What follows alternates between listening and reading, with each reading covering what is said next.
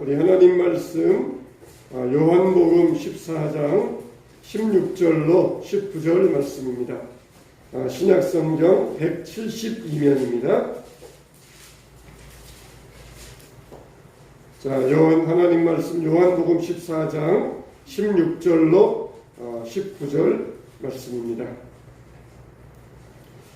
자, 우리 한 절씩 교독합니다. 내가 아버지께 구하겠으니 그가 또 다른 보혜사를 너희에게 주사 영원토록 너희와 함께 있게 하리니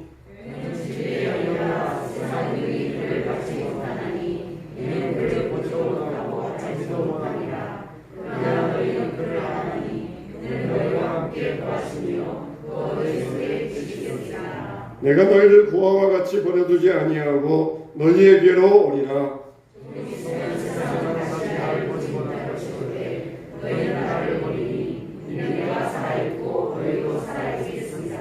아멘. 자, 따라서 합시다. 우리는 혼자가 아닙니다. 요즘 보면은 그 샤인 머스켓이라고 하는 이런 포도가 있습니다. 일종의 포도의 일종인데 원래는 이것이 일본에서 품종이 개발이 되었습니다. 근데 이것을 일본에서 품종을 개발해 가지고 등록하려고 하다 보니까 이걸 재배하기가 너무 까다로운 것이에요. 재배하기가 너무 힘들었어요. 그래서 일본에서는 아예 재배 자체가 어려우니까 등록을 포기해버렸습니다. 그런데 그것을 우리나라에서 가져왔어요. 우리나라에서 가져와가지고 우리나라의 부지런한 농부들이 그 까다로운 이 재배를 얼마나 열심히 했던지 이것을 드디어 성공해가지고 이 샤인 머스켓을 키우는 농가들은 다른 포도 농가보다 2배 이상의 수익을 거둔다고 합니다. 얼마나 부지런한지 일본에서 포기한 것을 가져다가 우리가 등록해가지고 재배해서 2배 이상의 수익을 남긴다는 것이. 옛날 같으면은 우리가 다 포도하면은 제일 좋은 포도 거봉이라고 그랬잖아요. 근데 요즘은 이 샤인 머스켓 이거는 뭐 씨와 껍질까지 먹을 수 있게 되어서 포도 한 송이에 10,000원 정도 하는 것 같아요. 그렇게 비싸지만은 사람들에게 인기가 있다고 합니다. 우리 성도들의 생활을 포도에 비유하지 않습니까? 포도는 혼자 있지 않아요. 혼자 알갱이 혼자 있지 아니하고 서로 함께 붙어 있으면서 한 송이를 이루어가면서 우리 성도의 모습을 포도로 비유하고 있어요. 우리 성도는 이와 같이 함께 해야 됩니다. 예수님께서 세상에 계시면서 제자들에게 말씀을 전하시다가 이제는 떠나실 때가 되었어요. 근데 내가 너희를 고아와 같이 버려두지 아니하고 다시 오겠다고 말씀하여 주셨습니다. 내가 너희를 쓸쓸하게 버려두지 아니하겠다. 3년 반 동안 제자들이 어떻게 했습니까? 제자들이 어려움 생기면은 예수님께서 달려오셔가지고 어려움을 해결해 주셨어요.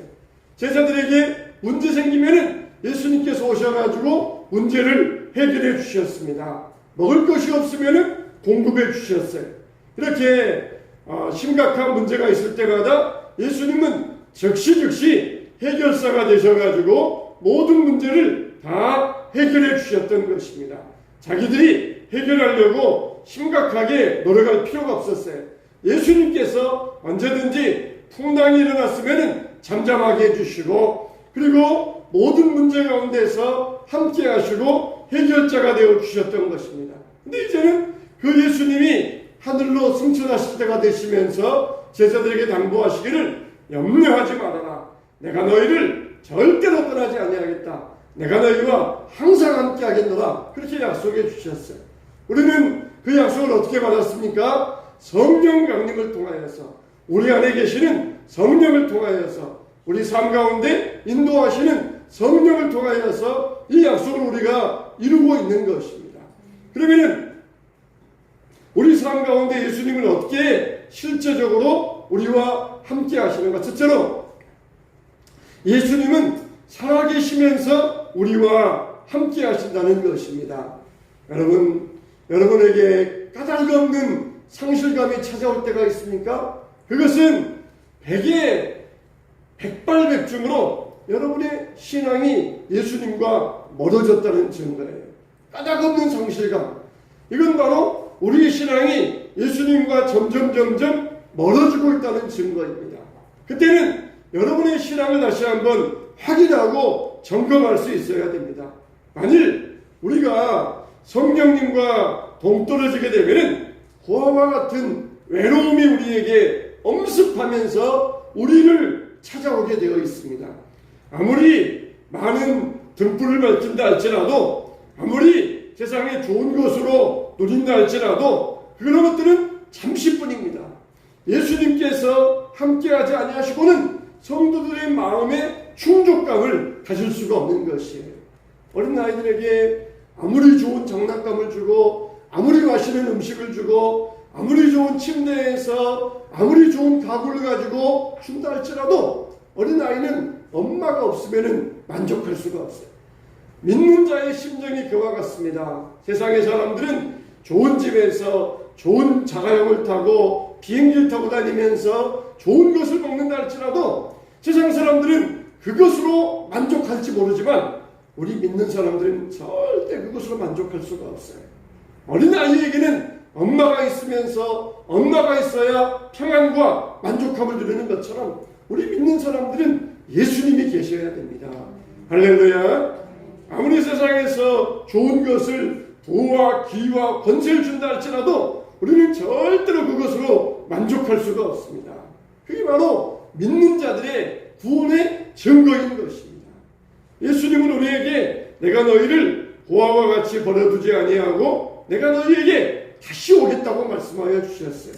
정말 주님은 우리를 고아와 같이 버려두지 아니하십니다.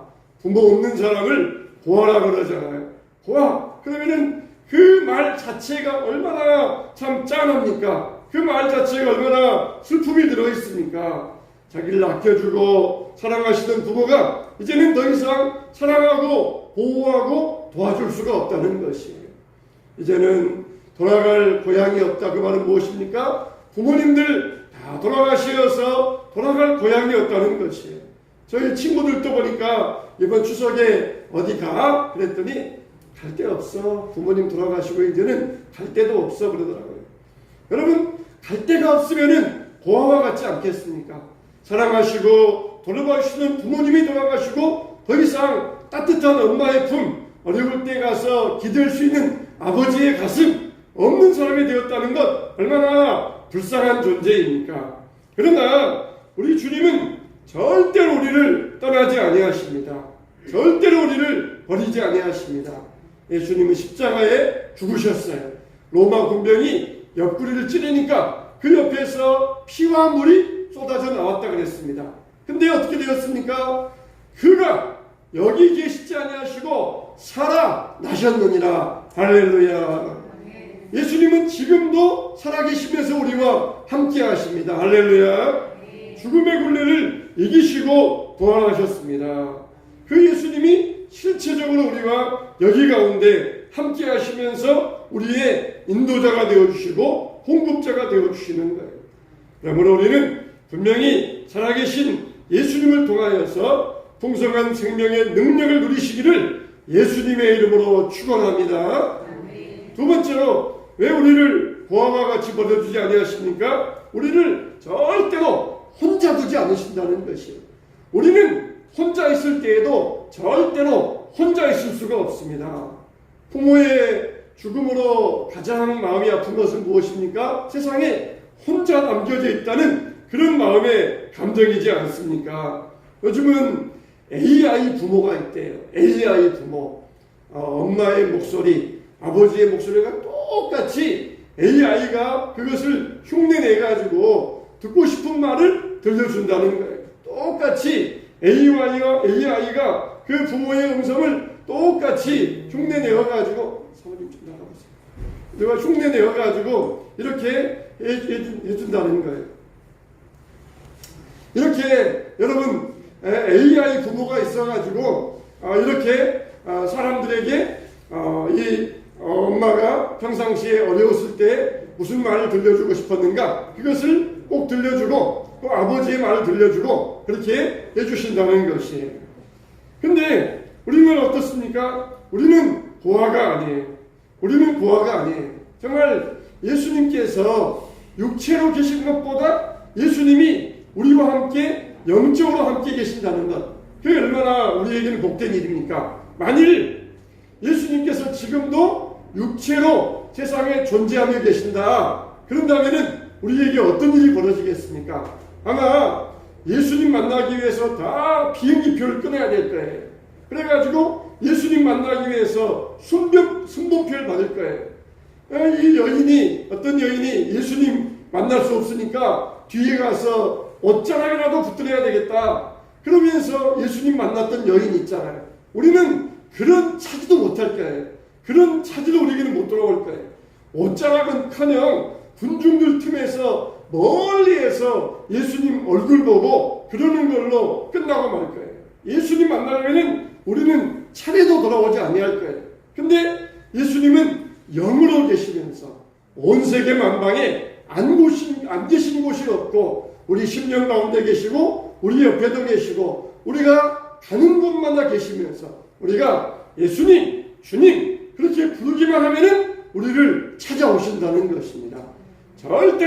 우리는 절대로 혼자일 때도 절대로 혼자일 수가 없어요. 그래서 우리는 예수님 만나기 위해서 순번표 뽑아가지고 기다릴 필요도 없어요. 유명한 식당만 가도 표 뽑고 기다리세요 그러는데, 예수님 만나기 위해서 우리가 그럴 필요가 없이 언제든지 항상 예수님을 부르면은 우리 가운데 오시면서 우리를 만나주시고 우리의 말씀을 들어주시고 우리의 말을 들어주시고 우리에게 말씀하여 주신다는 것입니다. 여러분, 정말 우리가 예수님과 교제하면서 대화할 수 있어야 돼요. 여러분에게 털어놓을 수 없는 슬픔이 있습니까? 예수님에게 마음껏 말씀드릴 수가 있습니다. 여러분에게 쏟아놓을 수 없는 비밀이 있습니까? 얼마든지 예수님 앞에 넉넉하게 예수님 앞에 드러낼 수가 있습니다. 그분은 우리의 손을 잡고 우리의 눈을 들여다보시면서 우리를 만나 주실 것입니다. 우리를 찾아와 주시고 우리에게 말씀하여 주실 것입니다. 절대로 우리는 혼자일 수가 없어요. 어떤 상황에도 우리는 절대로 혼자일 수가 없습니다. 예수님은 우리를 절대로 혼자 두지 아니하십니다. 세 번째로 예수님은 우리의 공급자가 되어주십니다. 우리의 필요한 먹을 것, 입을 것, 살 것, 호화가 되면 어떻습니까? 자기가 마련하기 위하여서 고군분투해야 됩니다. 슬픔이 있어도 슬퍼할 시간이 없어요. 우리를 고아와 같이 버려두지 아니하고 우리에게 풍성하게 공급하여 주시겠다는 것입니다. 성령이 우리를 찾아오셔서 예수님 육체로 계실 때보다 더 풍성하게, 더 다양하게 우리에게 부어주신다는 것입니다. 너희가 내 이름으로 구하면 무엇이든지 내가 행하리라. 할렐루야. 따라서 합시다. 내 이름으로 구하면 무엇이든지 내가 행하리라. 할렐루야. 여러분의 영혼이 굶주렸다고 느낄 때가 있습니까? 여러분의 심령이 가난할 때가 있습니까? 언제든지 우리 주님은 하늘 양식을 통하여 공급하여 주십니다. 여러분의 영혼이 갈증을 느낄 때가 있습니까? 언제든지 예수님은 우리의 영혼을 생수로 채워주십니다. 어느 때 내 이름으로 구하기만 하면은, 예수님의 이름이 만능 열쇠, 예수님의 이름으로 구하기만 하면은 어떤 창고든지 만능 열쇠, 예수님의 이름으로 구하기만 하면은 그 창고의 문이 열려지게 된다는 것입니다. 시편 40편의 말씀에 보니까 나는 가난하고 궁핍하오나 주께서는 나를 생각하시오니 주는 나의 도움이시오 나를 건지시는 이시라 그랬어요. 주는 나의 도움이시오 나를 건지시는 이시라. 이미 3000년 전에 구약의 기자들도 하나님을 나의 도움, 나를 건지시는 이, 나를 생각하시면서 나의 모든 궁핍함을 아시는 하나님으로 깨닫고 간구하였던 것이에요. 하물며 우리 이 시대에 살아가는 우리들, 성령의 시대, 은혜의 시대에 살아가는 우리는 하나님의 자녀로서 주님의 이름으로 구할 때에 주님은 우리의 모든 것을 넉넉하게 풍족하게 채워주실 줄로 믿습니다. 그래서 예수님은 우리의 목자가 되어주셔요. 우리가 죽음의 어둠의 골짜기를 헤맨다 할지라도 우리를 기름진 풀밭으로 이르게 하여 주십니다. 우리를 승리의 기쁨을 누리게 하시면서 주님과 함께하게 하여 주십니다. 세상 앞에 무릎 꿇으면서 비굴할 필요 없습니다. 주님은 우리를 버리지 아니하시고 떠나지 아니하시고, 히브리서에 보니까 그가 친히 말씀하시기를 내가 결코 너희를 버리지 아니하고 너희를 떠나지 아니하리라 하셨느니라. 그러므로 우리가 담대히 말하되 주는 나를 돕는 이시니 내가 무서워하지 아니하겠노라. 사람이 내게 어찌하리요 하노라 그랬어요. 사람이 내게 어찌하리요. 얼마나 감탄사이면서 강력한 말입니까? 사람들이 내게 무엇을 하겠느냐? 머리카락 하나 건들지 못할 것이다. 그러면서 담대히 선언한 말씀입니다. 주님은 우리의 동급자가 되어주십니다. 여러분의 필요가 무엇이 있습니까? 여러분이 구하는 것이 무엇이 있습니까? 주님은 다 채워주시고 넉넉하게 공급하여 주실 것입니다. 이런 은혜가 우리 가운데 함께 하시기를 예수님의 이름으로 축원합니다. 네 번째로 우리를 왜 고아와 같이 버리지 아니하십니까? 우리를 올바른 길로 인도하시기 때문에 그러는 거예요. 올바른 길로 인도하시기 때문에. 여러분, 부모의 역할 가운데 무엇이 있습니까? 부모의 역할 가운데 자녀들에게 필요한 것을 채워주는 것도 있지만 부모들에게 자녀들이 올바른 교육을 심어주는 것, 이게 바로 부모의 역할이에요. 그래서 올바른 교훈을 하고 필요한 말씀으로 가르치고 그리고 올바른 인격을 형성할 수 있도록 하는 게 부모의 역할이에요. 교사들도 올바른 인성을 갖추기 위하여 학생들을 가르치지만 그러나 부모의 사랑으로 자녀의 마음을 채워줄 때에 이건 바로 자녀들을 올바른 인격자로 올바른 길로 인도할 수가 있는 것입니다. 우리는 고아가 아니에요. 내 마음대로 내 원하는 대로 살아가는 자가 아니라 주님이 우리에게 말씀하여 주시면서 교육하여 주십니다. 교육하여 주십니다. 오늘 이 시간 예수님이 오셔서 여러분들에게 말씀을 증거해 주시면 얼마나 좋겠습니까? 예수님이 직접 오셔가지고 그 사랑의 음성 들려주시고 그 영적인 말씀을 들려주시면 아마 우리는 귀 쫑긋 듣고 그 말씀을 집중해서 들을 거예요. 그러나 하나님께서는 설교자가, 목사가 와서 말씀을 전하든지 아니 천사가 와서 말씀을 가르치든지 그거는 중요한 게 아니에요. 중요한 것은 그 말씀, 예수님께서 대언의 영을 가지고 예수님께서 그 말씀을 우리에게 가르치고 계신다 라고 하는 그 중심, 이게 정말 중요합니다. 이게 중요해요. 고린도후서 5장 16절에 보니까 우리가 그리스도도 육신을 따라 알았으나 이제부터는 그같이 알지 아니하노라. 요한일서 1장 17절에도 너희는 주께 받은 바 기름 부음이 너희 안에 거하나니 아무도 너희를 가르칠 필요가 없고 오직 그의 기름 부음이 모든 것을 너희에게 가르치며 또 참되고 거짓이 없으니 너희를 가르친 그대로 주 안에 거하라. 그렇게 말씀하고 있어요. 이미 너희 안에 참된 가르침이 있다. 주님께서 주신 그 가르침이 있다. 그 말씀이 있다는 것입니다. 그러면 우리는 어떻습니까? 그 말씀에 기초하여서 이 말씀을 또 반복하고 또 배우고 또 가르침 받고 그러는 것이 이미 하나님이 우리에게 들려주실 말씀은 다 들려주셨어요. 그게 어디 있습니까? 성경 안에 있어요. 성경 안에 우리에게 주실 말씀은 다 들려주셨고 성경 안에 있습니다. 우리가 위로받고 싶습니까? 그러면은 성경 안에서 위로의 말씀이 다 들어있습니다. 우리가 힘을 얻고 싶습니까? 그러면은 성경 안에 이미 우리에게 힘을 주시는 말씀이 다 들어있습니다. 다 들어있어요. 물론 아직 신앙이 아주 열어가지고 자기 스스로 말씀도 잘 읽지 못하고 자기 스스로 기도도 못하고 그런 사람에게는 하나님께서 특별하게 사랑하는 딸아, 사랑하는 아들아, 내가 너와 함께하노라, 힘내라 그러시면서 우리에게 말씀하실 때가 있습니다. 아주 신앙이 아주 약해서 스스로 성경도 잘 읽지 못하고 기도도 못하고 그런 사람에게는 하나님이 우리에게 신령한 음성을 통하여서 사랑하는 딸아, 사랑하는 아들아, 힘들지, 어렵지, 내가 너를 버리지 않고 항상 내 곁에 있다. 그렇게 우리에게 말씀하실 때가 있어요. 그러나 우리와 같이 성경을 스스로 읽을 수 있고 기도할 수 있고 그런 사람들에게는 이미 하나님이 다 말씀해 놓으셨어요. 성경 안에 다 말씀해 놓으셨습니다. 그래서 하나님 말씀 읽을 때에 위로가 되고 힘이 되고 능력이 되는 줄로 믿습니다. 하나님 말씀은 이미 다 우리에게 말씀해 주시고 이미 너희에게 주님이 새로운 말씀을 주실 필요가 없다는 것이에요. 이미 기존에 주신 말씀, 그 말씀이 너희 안에 있고 그것이 성경을 따라서 그 말씀을 너희들이 붙잡을 때 우리에게 해답이 되고 우리 삶의 인도가 된다는 것입니다. 그래서 우리가 성령님께 가면은 모든 것을 다 배울 수가 있어요. 어떤 신학자도 깨닫지 못했던 말씀을 하나님은 우리에게 깨우치게 하여 주십니다.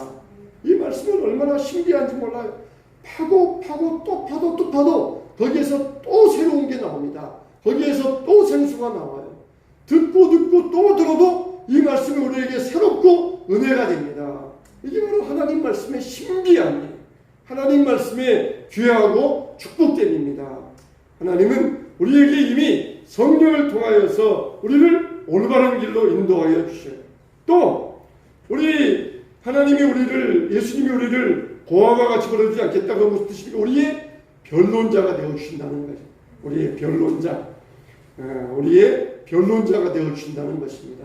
아이들이 싸우다가 애들끼리 싸우다가 힘에 붙이면 뭐라 그럽니까? 엄마한테 이럴 거야. 아빠한테 이럴 거야. 그렇게 말하지 않습니까? 아빠한테 가서 이르겠다는 것이에요. 엄마한테 가서 잃어버릴 거야. 그러면서 엄마 아빠한테 가서 자기의 억울한 사정을 이루지 않습니까?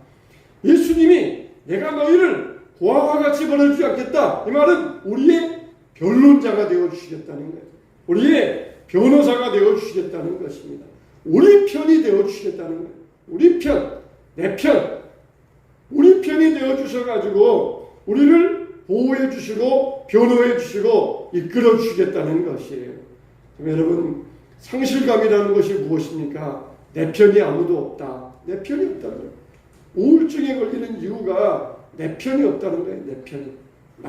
나를 생각해 주는 편이 없다는 거예요. 기독교 심리학자가 하는 말을 들어보니까 의외로 우리 기독교인들이 우울증에 많이 걸린다고 해요. 의외로 많이 걸린다는 것이에요. 왜 그러느냐 그랬더니 우리 기독교인들은 이 기준이 높잖아요. 그렇게 살면 안 돼. 마음으로 미워하였으면 살인한 거야. 마음으로 가늠하였으면 가늠한 거다. 그러면서 우리는 기준이 높아요. 근데 항상 그 기준에 이르지 못하였다. 그것 때문에 항상 사람들이 기독교인들이 우울증에 걸리는 확률이 높다 그럽니다. 여러분 주님께서 우리에게 보여주신 기준, 그 기준은 우리에게 분명한 것이에요. 그러나 우리 머리 위에 새가 머리 위를 날아갈지언정 머리 위에다가 둥지는 짓지 말라 그랬어요. 가끔 지나가는 미운 마음들, 가끔 지나가는 음란한 생각들, 그것들 우리가 누가 어찌할 수 있겠습니까? 마음에 욕심이 있고 정욕이 일어나고 파도가 일어나고 마음에 일어나는 것들을 누구도 어쩔 수가 없어요. 사도 바울도 그랬어요. 오라 나는 곤고한 사람이로다. 누가 나를 이 사망의 몸에서 건져내랴. 그러면서 사도 바울도 이런 죄악된 것과 끝까지 싸웠던 것이에요. 그러나 우리가 그것 때문에 우울해질 필요 없어요. 맞아.